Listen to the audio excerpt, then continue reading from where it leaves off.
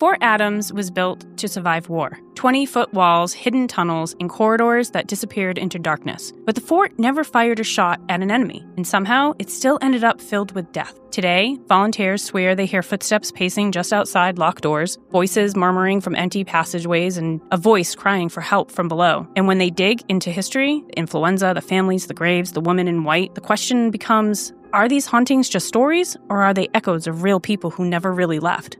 I'm Kathy. I'm Chris. I'm Sean. And this is Weirder After Dark.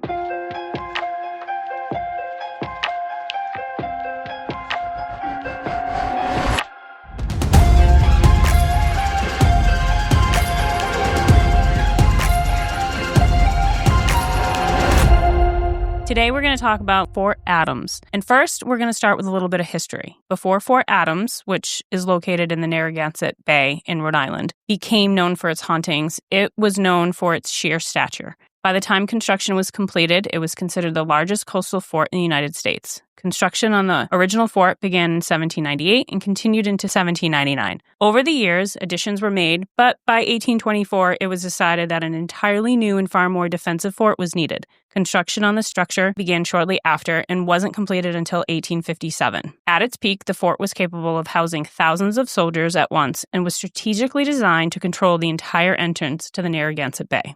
The design of Fort Adams was intentional and rooted in European military system known as the polygon fortification. This style allowed for a lower profile and made the fort more difficult to penetrate using rifle guns and explosives. The walls themselves were massive. They were up to 20 feet thick, constructed from granite, brick, and stone taken directly from the land it was built on.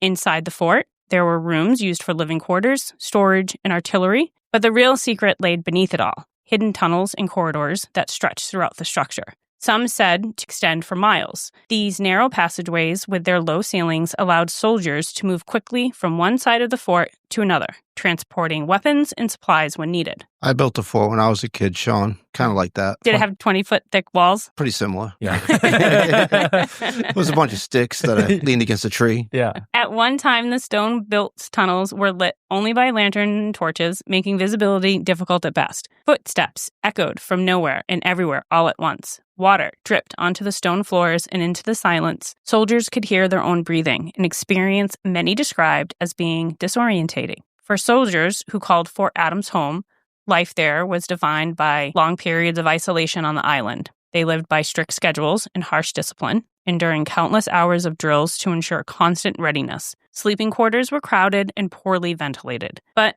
despite the discipline and isolation, Fort Adams wasn't made up of soldiers alone.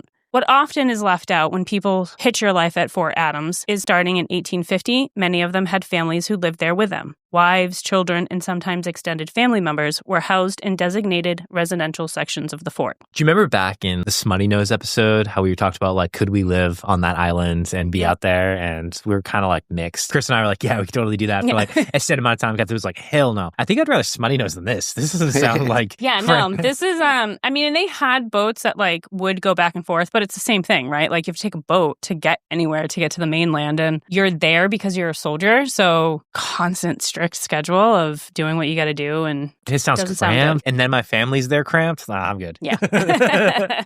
These weren't lavish accommodations by any means, like we talked about, like very basic kind of stuff going on, but they did something important. They turned the fort from purely military establishment into something closer to a small enclosed town. Children played in the open areas between the structures. Partners cooked, washed clothes, and tended to daily life while drills echoed in the distance. Meals were shared, routines overlapped, and for brief moments, the fort felt less like a fortress and more like a community. This presence of families helped soften the isolation, at least on the surface. It brought normalcy to a place built for war. Birthdays were celebrated, chores were done, lives unfolded inside the walls, meant to withstand attack. But even with that sense of togetherness, the environment remained harsh. Illnesses didn't discriminate between soldiers and civilians.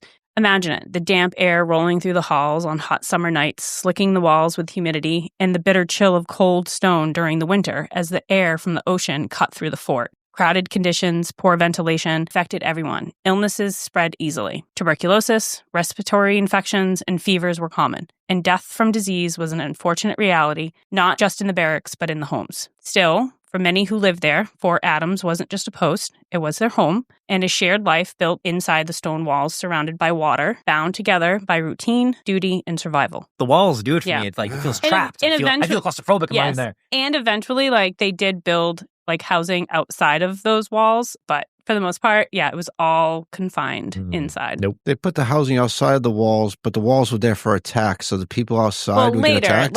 Many years later. You need to have something to sacrifice, Chris. Yes. I'll be inside defending the fort. You guys get a good night's sleep. Oh, God. Fort Adams remained an active Army base until 1953, when it was transferred to the Navy. In the years that followed, the island fell into neglect and was vandalized until 1965, when it was finally turned over to the state of Rhode Island and reopened as Fort Adams State Park. On the island where Fort Adams stands, there is a cemetery containing 287 headstones marking those who died while living and serving there. We don't know the exact number of deaths because we know how great they are with that in history, but Fort Adams never saw active warfare. It never fired a shot on an enemy and never housed prisoners of war, and no opposing force ever breached its walls. But just because a place never saw battle doesn't mean that nothing happened there. And it doesn't mean the walls didn't absorb stories. So no active war, no aggressive fighting, but disease was spreading and maybe some accidents happened and people were dying from that kind of stuff. And think of it as like a small town. Yeah. Okay.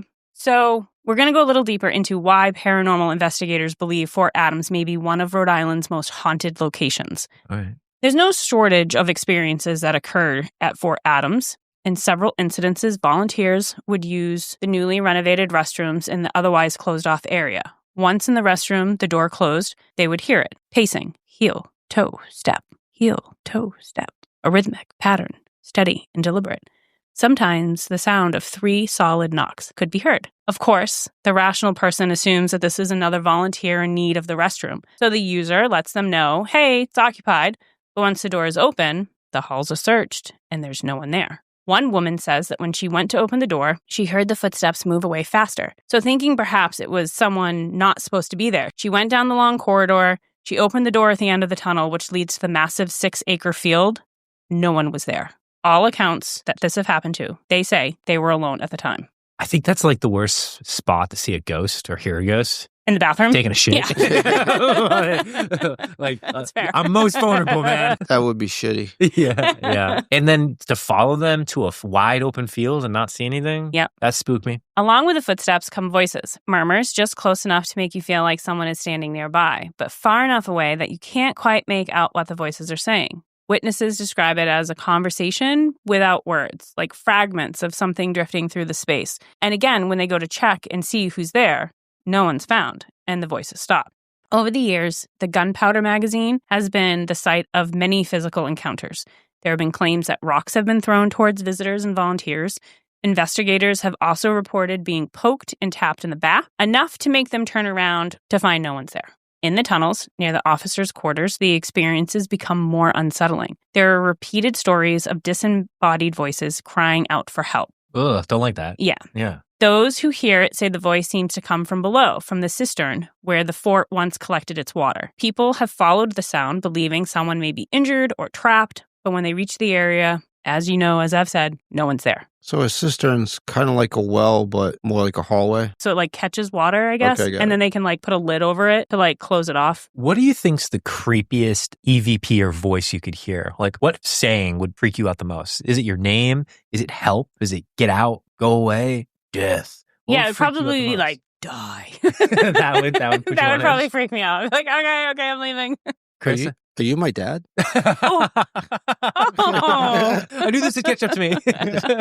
These noises, footsteps, voices, cries are most often heard in the tunnels and down in the old barracks, interior passageways that once led from the soldiers' posts to their living quarters, areas that were never really meant to be quiet. So there's lots of like movement in those tunnels back and forth. Witnesses in these same sections of the fort have also claimed to see the apparition of a woman. She's described as wearing a long, flowing white nightgown or dress, standing still, staring longingly. As people begin to focus on what they're seeing and they move closer, she disappears. And we should just acknowledge for a minute here that all females who die, they're always wearing white, long, flowing dresses. So I want to know, like, is this all us as women get, like, in the afterlife when we come back to haunt people, is like white, long, flowing gowns. Standard attire. Is that it? Yeah. Woman die, you get one dress. Wear it. Yeah, there's never a story of she's wearing trousers and a brown coat. It's no, white flowing dress.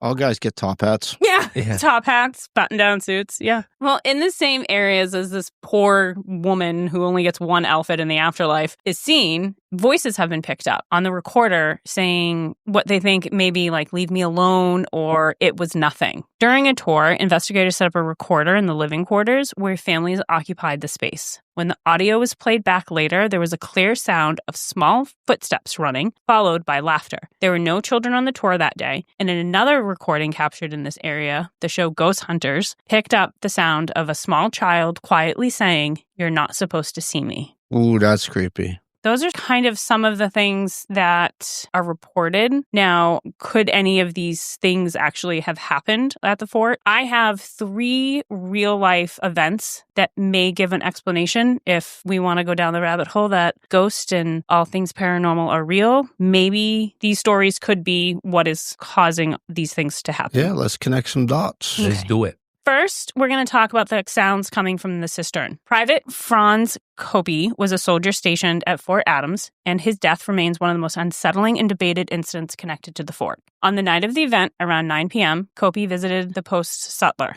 The sutler was a merchant who operated a store in the military post, selling items like cigarettes, paper, pens, candy, and alcohol. Essentially a small general store overseen by the government. All things that are good, though. Yeah, all things cigarettes, alcohol, candy. That's where I'm going at 9 o'clock at night. While there, Copey had an interaction with Corporal William Nielsen, during which Nielsen asked Copey when he intended to repay a debt. At the time, nothing about the exchange appeared unusual or alarming to witnesses who observed it. Corporal and private, so that is a big rank difference, too. Yes. So the corporal's like, "Hey, dude. You owe me money. You owe me money." And Copey, the private, denies owing any money. Have you ever had a conversation where it's like, "Bro, where's my money?" And that seemed like nothing was going on? That just seems like natural tension. It seems like there would be. But there's no tension there. Nobody clearly heard the extent of the conversation. Nothing physical between the two seemed alarming or unusual. It was just like a conversation that was kind of overheard. I'm just throwing out there. It doesn't mean that nothing happens later. Okay, I'm just saying. Okay. If I ever just walking by, mind my own business, and I hear someone say, "Dude, where's my money?" that immediately causes alarm in me. I'm just like, violence might occur. Red flag goes off. Later in the evening, however, the tone did change, and it escalated. Sergeant John Brown and covered Copey and Nicholas engaged in a heated argument. Both men were heavily intoxicated. Brown managed to calm Copey and instructed him to return to his quarters to rest, knowing Copey was scheduled to be on duty at 3 a.m. that morning. You're hammered. You got to be watching the fort at 3 a.m. Go get an hour's sleep. Yeah, go to bed. Great. Nicholson, however, refused to let the matter drop. He insisted Copey owed him money and demanded repayment. Copey denied owing Nicholson anything and attempted to leave, at which point Nicholson grabbed him by the arm. Now, realizing that both men were drunk and he was unlikely to make any progress, Sergeant Brown, he just walked away. He just left. That's smart. Yeah. Well, sergeant's under a corporal, so he's kind of like not going to intervene, I guess. I don't know. He just left. I'm I'm out. Yeah, I do the same. Later, It's 2 a.m. not my problem. Yeah, I'm hammered. I don't want this. Yeah. So later, Brown would testify that during the night, he heard what sounded like the falling of barrels in the bakery. Another report came from Sergeant Lane, who stated he heard loud noises, followed by someone yelling, "God damn you, Copey!" Shortly after, he heard the sound of the heavy stone lid being placed back onto the cistern. Eventually, the fort fell silent. That silence didn't last long because around 3 a.m., when a soldier passing through the area heard cries coming from inside the cistern. When the stone lid was moved, Copey was discovered inside. He had been badly beaten and was barely clinging to life. Sergeant Brown, hearing the commotion, rushed to assist in bringing Copey to the medical unit. During this moment, Nicholson now suddenly comes back into the scene and was seen leaning in close, whispering in Copey's ear. Brown later stated he could not hear what was said, but noted that Copey showed no reaction at all. So we basically have no idea who did it. Damn it. We have no idea who did it. Despite the severity of the injuries, Copey claimed he had simply tripped and fallen. The wounds, however, told a very different story. And then covered the stone on top of himself, well, yes. They did say that that was routine to see like a cistern uncovered and you would close it. It wouldn't have been completely, if he was in there and at the time fell and maybe was unconscious for a minute and someone closed it it, it wouldn't have been uncommon for that to happen if they didn't know he was fell there. In a hole and somebody closed it by accident. Yeah. Well, it still feels unlikely. We're going to go late over at night. Yeah, and we're going to go over the description that the doctor gave of his injuries. Okay? Right. He had a severe contusion above his right eye. The lids were blackened and swollen. About an inch above the right eyebrow, there was an abrasion of the skin extending horizontally. 1 inch above that was a laceration contused wound extending about 2 inches horizontally. This wound extended to the scalp through the peritism. There was also an abrasion of the skin anterior on the top of the skull. This was circular and about a half an inch in diameter. There was another abrasion above the middle of the right eye on the head. There was also an abrasion between the eye and the ear. There was also an abrasion on the right cheek near the lower jaw. A lot, is what I'm hearing. Yeah. His whole right face is basically fucked up. Yeah, he basically just fell. The contusions and abrasions were all on the right side except for one that was a medium line just above the forehead. The abrasions were all apparently made by a rough surface, such as would be made with a rough stone similar to a grindstone. If I had to take a guess, it sounded like this poor bastard had his right side of his face smashed with a rock. I think he fell into a cistern, crawled out, fell down again, repeated it like 5 or 6 times. Over and over again. He that's was what like, it sounds like to me. Yeah, no, he got his ass beat. Beat down hard. Yeah, beat hard. So Nicholson was arrested and brought to trial by the jury, but they thought that he was too intelligent and manly of a soldier to have done this. He was too manly of a soldier to beat up somebody? Okay. Too much testosterone to beat someone up, that guy. He was too intelligent and manly of a soldier. He would not have done that. Yeah, an intelligent and extremely manly person wouldn't try to cover up his attempted murder. No. Never would happen. No. Especially when he's drunk. And he'd never be able to, like, threaten someone who was in lower ranking than him. He was just whispering in his ear. Yeah, are you okay? Is everything all right? Do you need a hug? Yeah. So that very clearly could be connected to these stories of people hearing cries near the cistern. That makes sense now. That makes sense. So we still don't know what happened to the poor private, though. Well, the private died. Oh. Yeah, he did die. He died of his wounds? He died, yes. Must have been a bad fall he took. Yeah. Multiple falls, Chris. Multiple falls. Reportedly from either an infection or a swelling of the brain. Regardless, they basically said that the last final days of his life were like unbearable. I guess he was like ripping the bandages off and stuff. So yeah, it was a pretty rough way to go. Well, that's why he got away with it then. He died and they're just like, well, we're not going to punish you. He's dead now. Like, moving on. Yeah. You're a manly soldier. Yeah. Yes. You're manly and way too intelligent to have done something like that. Yeah. No one else will come to the island and protect us for it. We need you. Yeah. Next to the reports of the children's laughter, it's important to remember that families lived on this island for decades. This was a place where wives raised children, where infants were born, where everyday life went on. And unfortunately, the reality is that children and infants did die here.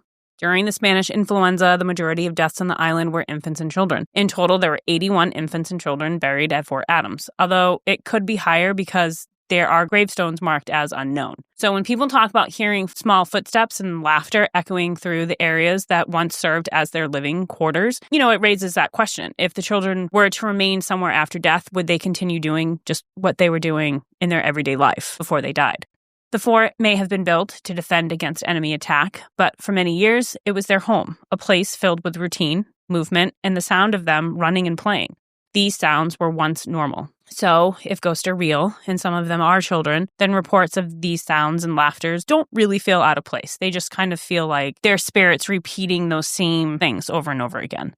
That's all we're going to talk about children. We're not going to get sad, okay? Sadder after dark. No, I'm moving on. So finally, we come to the lady in the gown. There is actually some truth in a woman dying there that was tragic and unexplained. And there's two of them. The first story is Delia Teresa Geary. She was 25 years old, and she was pregnant with a Spanish influenza. Pregnant with Spanish influenza?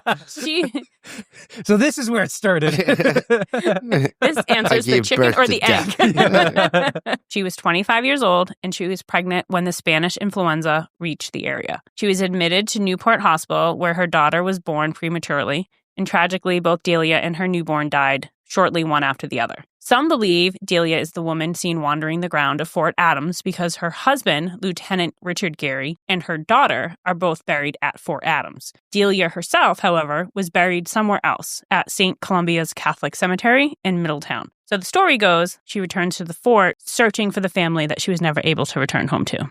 Aw, sad. Sad. Yeah. She was And married to Richard Gere, though. Geary. Oh, Gary. All right. Richard Gere. Her husband and daughter both dying there. Did they die from the flu, or is that I just... don't know why the Yeah. husband died or like how the husband died. I just know that they're buried together. Okay. And I don't know why she wasn't buried on the island if the daughter was. He might have fallen into a well over and over again. Yeah, Maybe. yeah. We have our Maybe. suspicions about this well. Very dangerous. Maybe.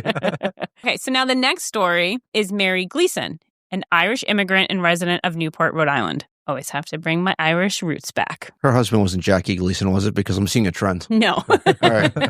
On the night of Monday, January 19th, 1925, Mary told her friend Marie Shea she planned to meet Private George P. Henderson. Rumors at the time suggested that Mary was keeping company with him.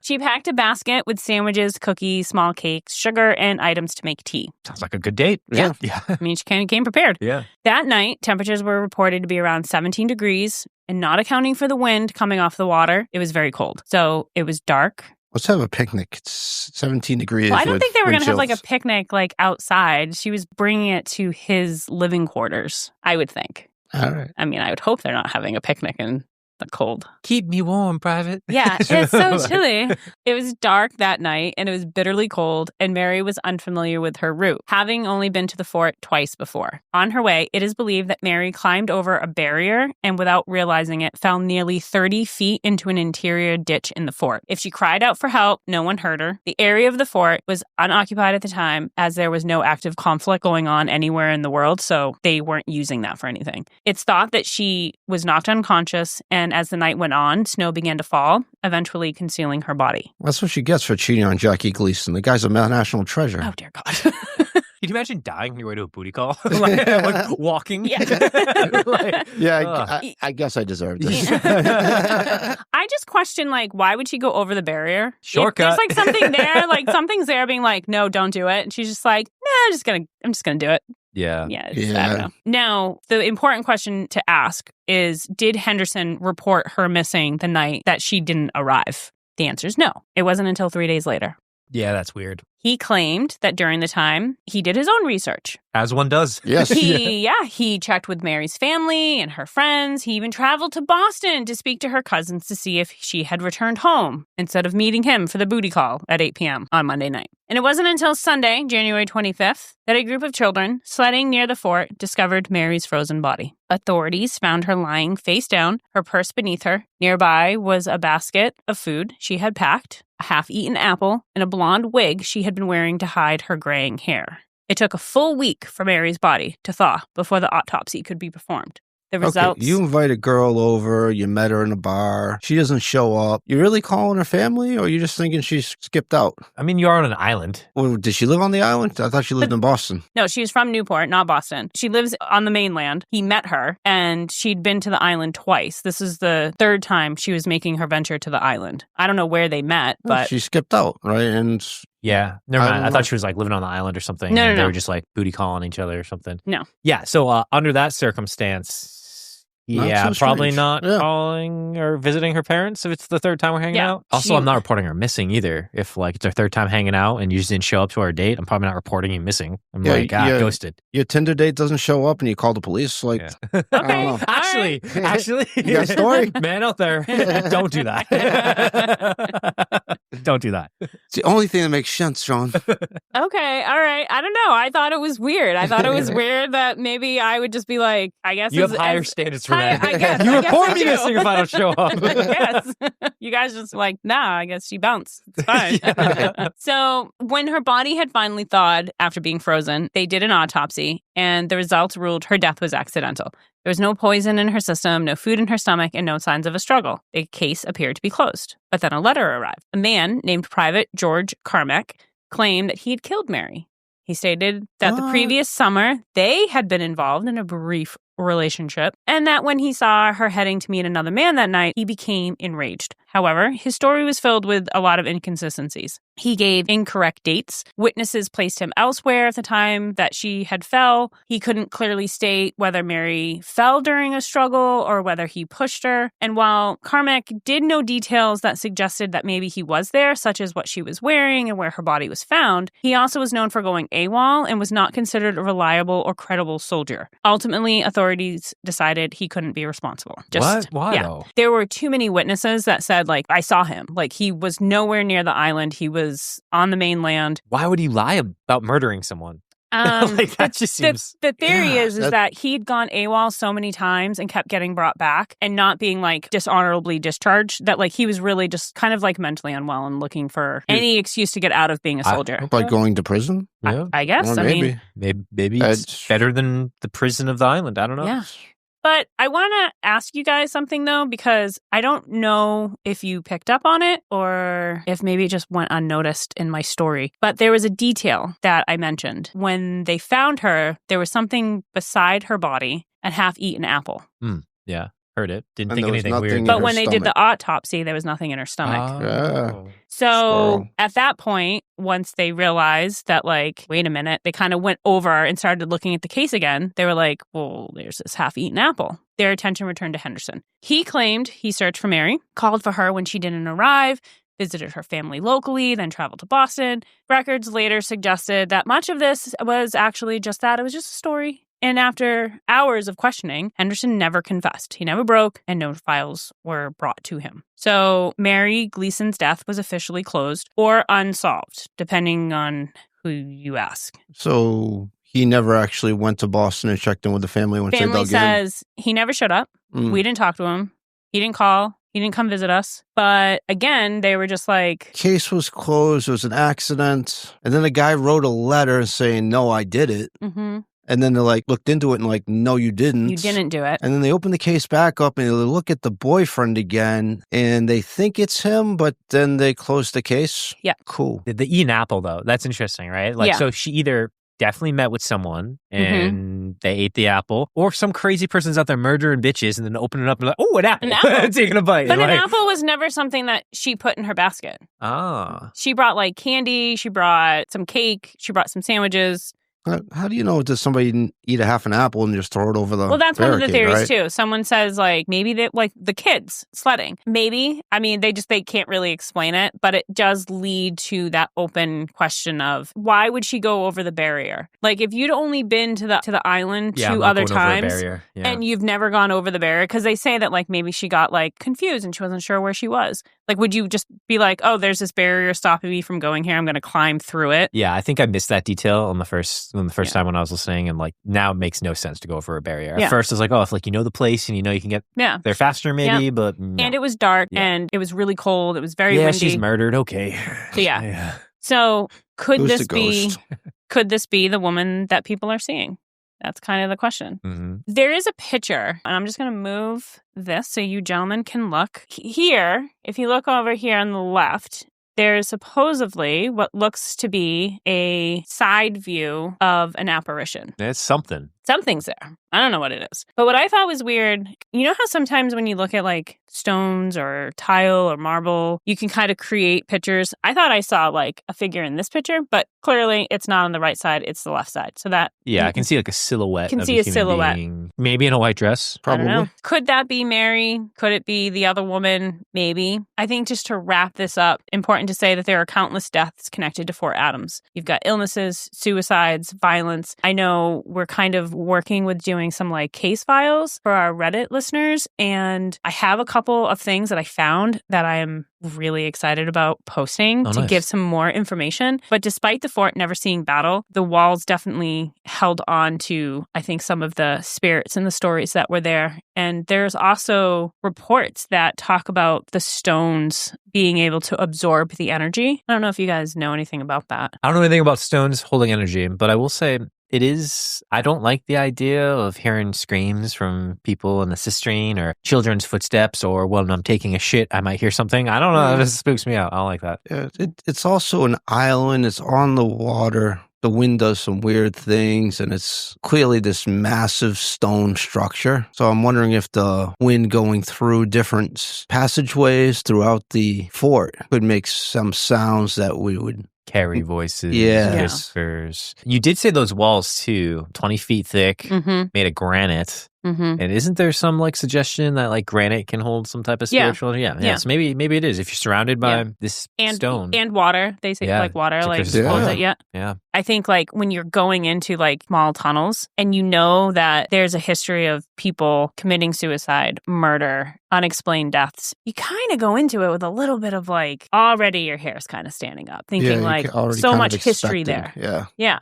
So maybe unintentionally you see what you think you're going to find, or is it really actually haunted? I guess we'll have to go and find out. I really want to go here. Well, I mean, we could take a road trip to Rhode Island, and it sounds like there's 4 or 5 places now Yes. we got on our list of Rhode Yep. Island. We've been stacking the Rhode Island stories up. This goes on the Weirder After Dark road trip map. Add another one. Yep. Go right over the barrier. It's right over there. It's Sean. just going to go Yeah. right over there. Yeah. Hey, Sean, I think I saw something down there. You should Okay, go look. Chris, thanks. Gonna keep my eyes a little more open that day. Very cool story. And for a fort that was in active duty for that long, but never saw any battle whatsoever, Mhm. it's a lot of death and tragedy. And there's a lot of those headstones are unknown. See, And that's strange, right? How do you not know Well, one of the 150 people that are on this island? well, what happened was, so originally there was one fort. And then they were like, okay, we need to make it bigger. We need to make changes. And they actually moved the original cemetery. Okay. And even some of the headstones that have names, back then soldiers would lie about their names and their date of birth so they could enlist, so that they could go and sign up. So some of those names may not actually even be their real names or date of births. Could you imagine signing up for the military thinking you're like, I'm going to go be a hero and get some action, and then you get stuck on an island and nothing happens ever? Like, oh. I mean, honestly, it's the best thing to happen. Yeah, of course. Yeah. But like, if you're looking for action, maybe a booty call from Newport. Yeah. That's the best you can. And maybe like, and I was thinking about it, I was like, she had a wig. Like, I wonder, did he know she had a wig? Like, was he like, That's the mad? mystery. I was like, I know this sounds so stupid. I was like, did like the wig blow off? And then he was like, Gray hair. Gray hair, you like old hag. And then like he like pushed her. Like, I don't know. I can't come up with like why would he kill her? I Like, really wish I could say there's no way that happened.